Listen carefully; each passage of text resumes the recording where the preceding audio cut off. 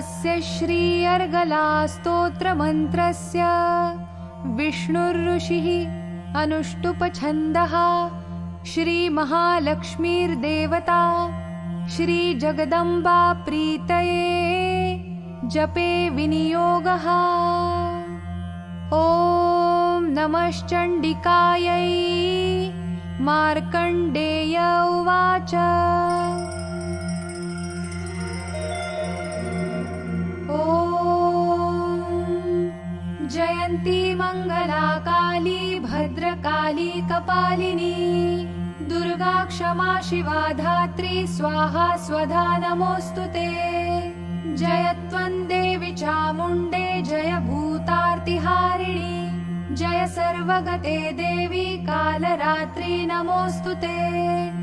मधुकैटभविद्रावि विधातृवरदे नमः। रूपं देहि जयं देहि यशो देहि द्विषो जहि महिषासुरनिर्णाशि भक्तानां सुखदे नमः। रूपं देहि जयं देहि यशो देहि द्विषो जहि रक्तबीजवधे देवी चण्डमुण्डविनाशिनी। रूपं देहि जयं देहि यशो देहि द्विषो जहि शुम्भस्यैव निशुम्भस्य धूम्राक्षस्य च मर्दिनी। रूपं देहि जयं देहि यशो देहि द्विषो जहि वन्दिताङ्घ्रियुगे देवी सर्वसौभाग्यदायिनी। रूपं देहि जयं देहि यशो देहि द्विषो जहि अचिन्त्यरूपचरिते सर्वशत्रुविनाशिनी।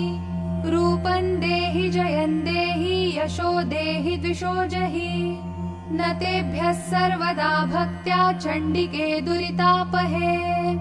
रूपं देहि जयं देहि यशो देहि द्विषो जहि स्तुवद्भ्यो भक्तिपूर्वं त्वां चण्डिके व्याधिनाशिनी।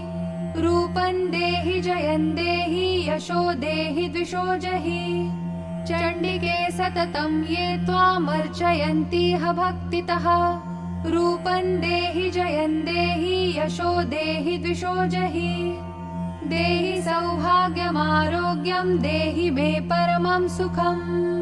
रूपं देहि जयं देहि यशो देहि द्विषो जहि विधेहि द्विषतान्नाशं विधेहि बलमुच्चकैः। रूपं देहि जयं देहि यशो देहि द्विषो जहि विधेहि देवि कल्याणं विधेहि परमां श्रियम्।